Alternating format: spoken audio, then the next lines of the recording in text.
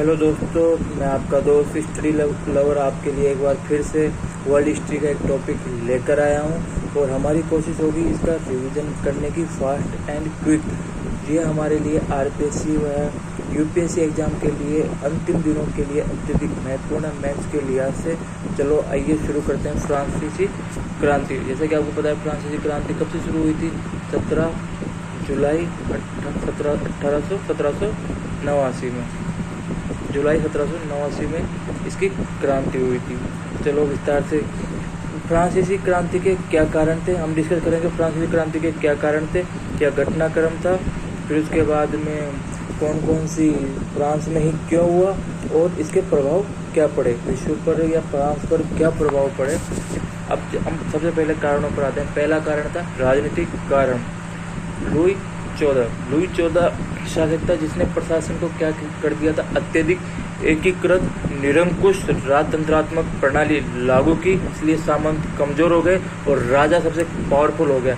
लेकिन इसके बाद आने वाले सभी शासक जैसे लुई 15 कहता था मेरे बाद क्या होगी? प्रलय होगी। लुई 16 मेरे इस्तीफा, काश मैं भी इस्तीफा दे पाता। इससे उनकी अक्रमण्यता जाहिर होती है। दूसरा कारण प्रशासनिक कारण। उच्च पदों पर कुलीन वर्गों का एकाधिकार था और वो वंशानुगत थे।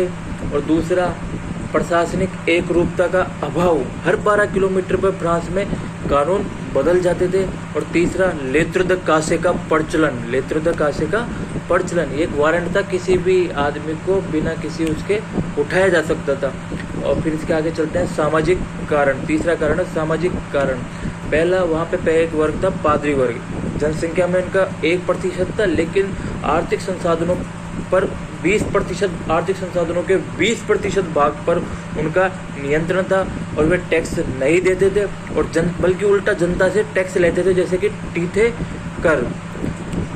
और ये जनता के जैसे शिक्षा, जागरूकता, ज्ञान, व्यवहार के जैसे काम भी संतोषजनक रूप से नहीं करती थी, इसलिए जनता इनसे असंतुष्ट थी।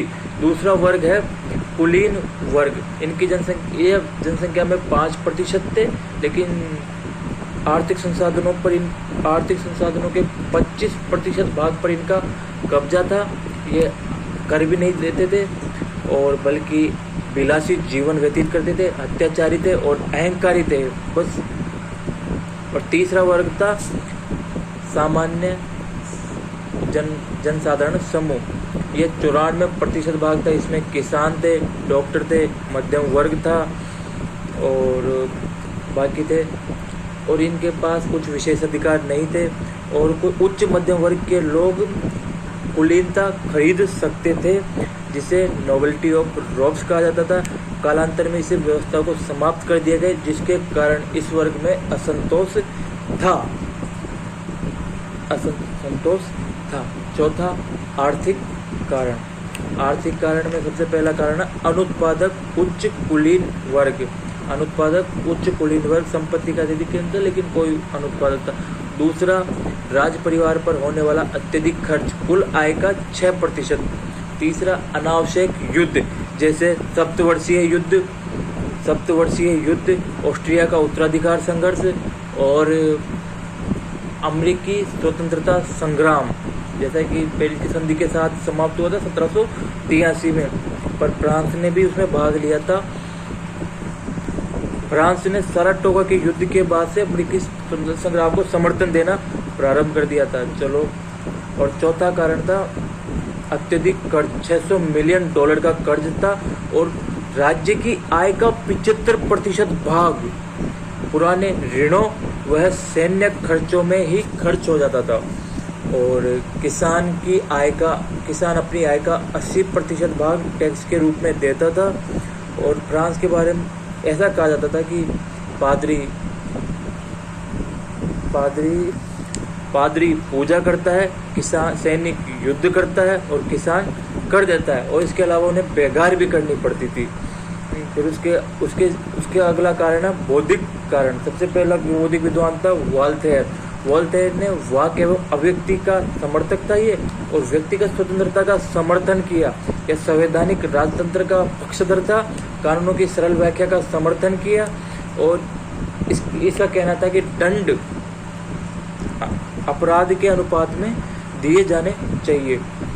और इसके बारे में कहा जाता है, फ्रांस को जिस प्रकार इटली को पुनर्जागरण पर गर्व है, उसी प्रकार फ्रांस को वोल्टेयर पर गर्व। इसे राजा वोल्टेयर कहते थे, फ्रांस के लोग इसके राजा वोल्टेयर कहते थे। दूसरा विद्वान है सोशल कॉन्ट्रैक्ट, जिसने सोशल कॉन्ट्रैक्ट वो दिया, रूसो ने कौन सी पुस्तक लिखी? सोशल कॉन्ट्रैक्ट, जिसमें उसने समानता, स्वतंत्रता, बंधुता जैसे आदर्श प्रतिपादित किए। यह निजी संपत्ति का विरोधी था, और निजी संपत्ति का विरोधी था, विज्ञान व सभ्यता का विरोध किया। इसके अनुसार प्राकृतिक जीवन जीना चाहिए, और सामाजिक समानता का समर्थन किया, कृत्रिम असमानता का विरोध किया, और राजतंत्र को नकार दिया, और कानून जनमत की अभिव्यक्ति के अनुसार होने चाहिए। और तीसरे बौद्धिक विचारक थे मोंटेस्क्यू। मोंटेस्क्यू की किताब द पर्शियन लेटर्स, दूसरी द स्पिरिट ऑफ लॉज। इसमें दो सिद्धांत मिलते हैं, पहला तो शक्तियों का पृथक्करण, और तीसरा शक्ति एवं संतुलन का सिद्धांत। फिर दिद्रो की पुस्तक थी एनसाइक्लोपीडिया। इसने बौद्धिक जागृति एवं जागरूकता का कार्य किया इन्होंने। फिर इसके अलावा अगला कारण है तत्कालिक कारण। सबसे पहले तुर्गो को क्या बनाया गया? वित्त मंत्री। तुर्गो ने कौन सी नीति अपनाई? दिवालियापन नहीं, नए कर नहीं, नए ऋण नहीं, और मितव्ययता की नीति अपनाई। इसके बाद किसको बनाया गया? नेकर को। नेकर ने भी यही नीति अपनाई। नेकर ने अभी यही नीति अपनाई, और उसने फ्रांस की आय और व्यय का ब्यौरा लिखा, जिसे कामते रेंदु कहा जाता है। फिर उसके बाद आया कैलोन ने क्या कहा? अत्यधिक खर्चा करो, अधिकाधिक खर्च करो, पैसे दिखाओ, नए ऋण लो। पर अंत में कर्ज मिलना बंद हो गया तो उसने कहा कि कुलीन वर्ग पर कर लगाया जाना चाहिए। फिर इसको हटा दिया गया। फिर बिरिया ने भी कहा कि उच्च कुलीन वर्ग पर कर लगाया जाना चाहिए। राजा ने पार्लिमा से पूछा, नहीं, राजा ने विशिष्टों की सभा से पूछा। विशिष्टों की सभा ने मना कर दिया, तो राजा ने विशिष्टों की सभा को भंग कर दिया। उसके बाद पार्लिमा से पूछा, पार्लिमा ने कहा कि यह अधिकार केवल स्टेटस जनरल को है, तो राजा ने स्टेटस जनरल का गठन किया, और इसमें दो प्रावधान किए। तृतीय वर्ग की संख्या डबल कर दी, और तृतीय वर्ग क्या ला सकता था? काह्य ला सकता था। फिर आगे बात करते हैं हम घटनाक्रम की। घटनाक्रम शुरू होता है 5 मई से। लुई 16 ने स्टेटस जनरल का गठन किया। फिर इसके बाद 17 जून को स्टेटस जनरल ने खुद को क्या राष्ट्रीय सभा घोषित किया। 20 जून को इन्होंने टेनिस कोर्ट की शपथ ली। 27 जून को राजा ने इन्हें मान्यता दे दी। 9 जुलाई को 1789 को इन्होंने राष्ट्रीय सभा ने स्वयं को संविधान सभा घोषित कर लिया।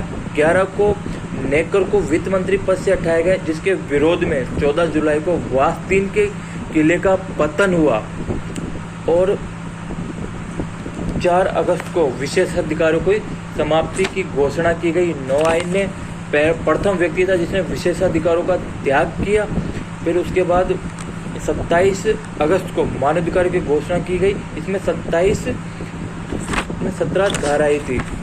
चर्च का राष्ट्रीयकरण पूर्णतः आर्थिक कारणों से प्रेरित था, और चर्च को राज्य के अधीन लाया गया। चर्च की संपत्ति राज्य के अंडर में थी, और पादरियों का चयन जनता के द्वारा किया जाएगा। इनको वेतन दिया जाएगा। वेतन देने के लिए चर्च की संपत्ति पर बॉन्ड जारी किए जाएंगे, जिन पर 5% ब्याज मिलेगा। इन्हें असाइनेट कहा जाता था। बॉन्ड को असाइनेट कहा जाता था। और जिन पादरियों ने इस व्यवस्था को स्वीकार किया उसे ज्यूरर कहते हैं, जिन्होंने इसका विरोध किया उसे नॉन ज्यूरर कहते हैं। फिर इसके बाद में संविधान सभा ने 1789 से लेकर 91 तक संविधान बनाया और खुद को भंग कर दिया। 1791 में कौन सी आई?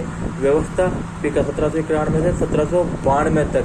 इसमें 2 वर्ग थे और सीमित राजतंत्रात्मक व्यवस्था थी। राजा को क्या दिया गया? इसमें राजा को सिर्फ जैसे अपना राष्ट्रपति होता ना, जैसे विदेशी राजदूतों का आगवानी करना, इसे निश्चित वेतन तय कर दिया गया और सारे अधिकार छीन लिए गए। और एक कार्यकारिणी परिषद की गठन की गई। व्यवस्थापिका में 2 वर्ग थे मेजर। एक थे फ्यूरेंटस और दूसरे थे जिरोंदिस्ट और जैकोबिन्स। फ्यूलेंटस क्या थे? राजतंत्र व्यवस्था के समर्थक थे, पुराने आसिया रेजिम के समर्थक थे, पुरानी राजतंत्रात्मक व्यवस्था को वापस लाना चाहते थे। इसके लिए राजा को वापस सिंहासन पर बिठाना चाहते थे। इसके लिए विदेशी सहायता प्राप्त करना चाहते थे। विदेशी सहायता के द्वारा ही राजा को वापस राजतंत्र की स्थापना करना चाहते थे। दूसरी तरफ जैकोबिन्स कट्टर गणतंत्र के समर्थक थे, आदर्शवाद, सभ्य, सुसंस्कृत थे। ये उच्च मध्यम वर्ग से संबंधित थे। इनके नेता थे मदाम रोला, थॉमस पेन। ये क्या चाहते थे कि ये राजा को हटाना चाहते थे। इसके लिए क्या थे? बाहरी देशों को युद्ध के लिए क्या कर रहे थे? आमंत्रित कर रहे थे। फिर इसके बाद में इन्होंने मतलब जिरोंदिस्तों की कमियां क्या थी? अत्यधिक आदर्शवादी थे, यथार्थवाद का अभाव था, इनमें अनुशासन का अभाव था। इन्होंने अपनी राजा का तो विरोध किया कम और जैकोबिन्स का विरोध किया ज़्यादा और पेरिस का विरोध भी किया ज़्यादा। उन्होंने सारी शक्ति लगाई और इसके लिए इनका पतन हो गया। और फिर दूसरी नेशनल कन्वेंशन 1792 से 1795 तक। इसमें बहुमत में कौन थे? जैकोबिन्स ने किसकी स्थापना की? आतंक के राज्य की स्थापना की। आतंक के राज्य की, यह सद्गुणों का राज्य स्थापित करना चाहिए। रॉबस्पियर ने सत्ता संभाली, यह सद्गुणों के राज्य की स्थापना करना चाहता था। इसलिए इसने सोशल संविधान सिद्धांत को लागू किया। पर क्या हो गया? इसके खिलाफ क्रांति हो गई, थर्मोडोरियन जुलाई क्रांति कहते हैं, और इसको गिलोटिन पर लटका दिया गया है। फिर इसके बाद आता है डायरेक्टरी का शासन 95 से लेकर 99 तक। ये सारी शक्तियाँ 5 व्यक्तियों में केंद्रित थी और 5 व्यक्तियों में केंद्रित थी। पर अराजकता फैली हुई थी, पर विदेशी मोर्चों पर सफलता मिल रही थी, जिसका पूरा श्रेय नेपोलियन को जा रहा था। और नेपोलियन ने इसका फायदा उठाते हुए 1899 में डायरेक्टरी शासन को समाप्त कर दिया और वापस राजतंत्र की स्थापना की। अब हम चर्चा करेंगे क्रांति फ्रांस से ही क्यों प्रारंभ हुई। फ्रांस से प्रारंभ क्यों? इसके 7 कारण पढ़ेंगे हम। पहला कारण है राजनीतिक एकीकरण। लुई 14 ने निरंकुश राजनीतिक एकीकृत व्यवस्था स्थापित की और इस व्यवस्थित की, जिससे सामंत वर्ग कमजोर हुआ, जबकि अन्य यूरोपीय देशों में ऐसी स्थिति नहीं थी। और दूसरा कारण राजाओं की अयोग्यता। लुई 15 मेरे बाद प्रलय होगी, लुई 16 काश में इस्तीफा दे पाता, जो इनकी आक्रामकता को जाहिर करता है। इसलिए फ्रांस में और बकायदा और इसके अलावा सभी अन्य यूरोपीय देशों में स्थिर शासन था, योग्य शासक थे।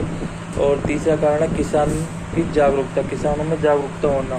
फ्रांस के किसान अन्य यूरोपीय देशों की तुलना में अत्यधिक जागरूक थे। जर्मनी किसान को कंपी और रोबोट कहा जाता था, जिनकी स्थिति दासों के समान थी।